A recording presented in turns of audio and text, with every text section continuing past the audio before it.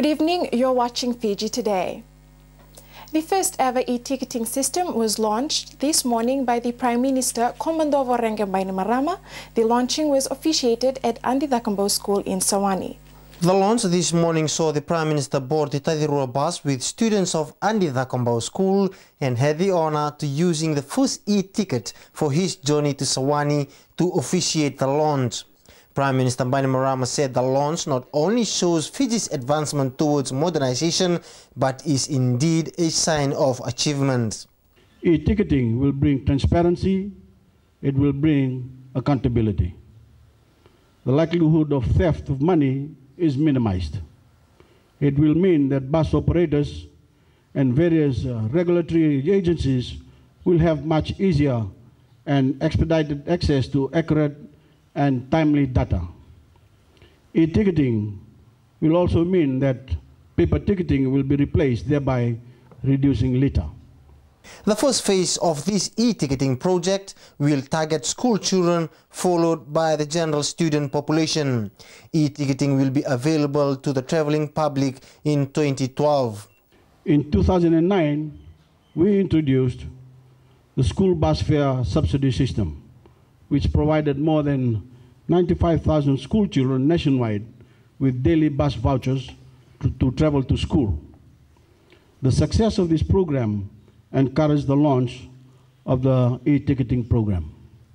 I think it's excellent. It's excellent because a lot of students are affected by the fact that they are not able to attend school because of the poverty and because of the financial situations that they are in. By introducing this e-ticketing, it's going to make it easier for everyone and make it easier for students to be able to attend school. The launch this morning fulfills another government achievement, giving students greater access to education.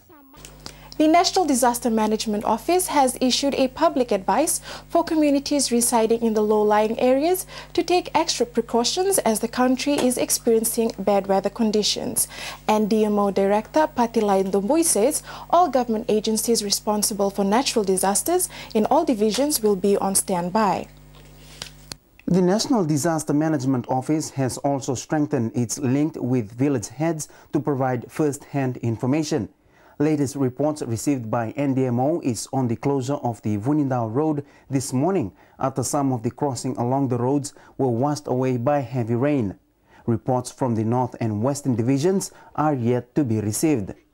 I think much of the rain is falling on the Central Division, and we should be expecting more reports on the Central Division for damages.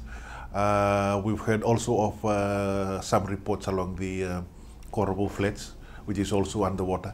Fortunately, the road is still okay, but some of these flats are still underwater.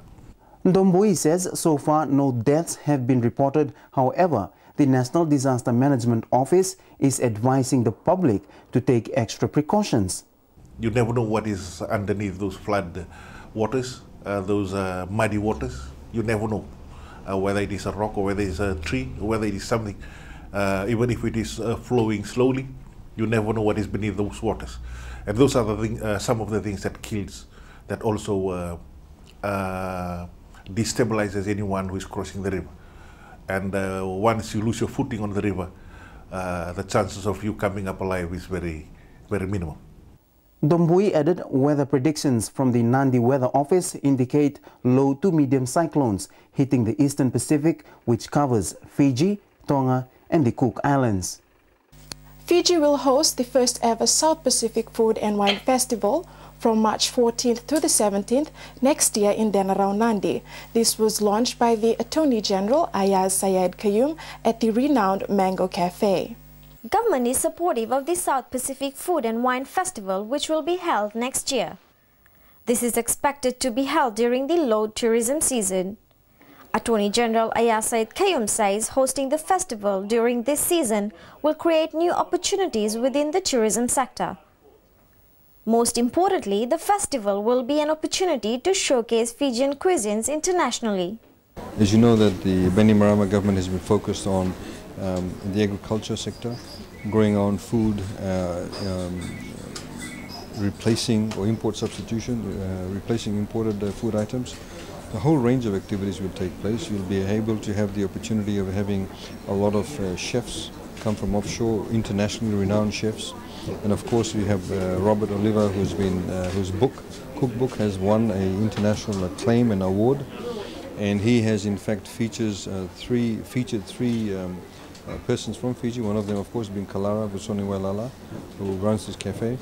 And a couple of other ladies, Ms. Whippy and also Parkinson, who've been featured in the cookbook. Local chefs will also be given a chance to participate in the week-long festival. The festival will also feature the South Pacific Food and Wine Hospitality Conference in respect of the culinary expertise. Internationally recognized chefs will be present at the festival and various cooking sessions will be hosted. The Ministry of Tourism and various tourism stakeholders will be working with Robert Clark, one of the mentors of the festival. Sayat Qayyum adds that this festival is expected to boost the tourist arrivals in the low season period.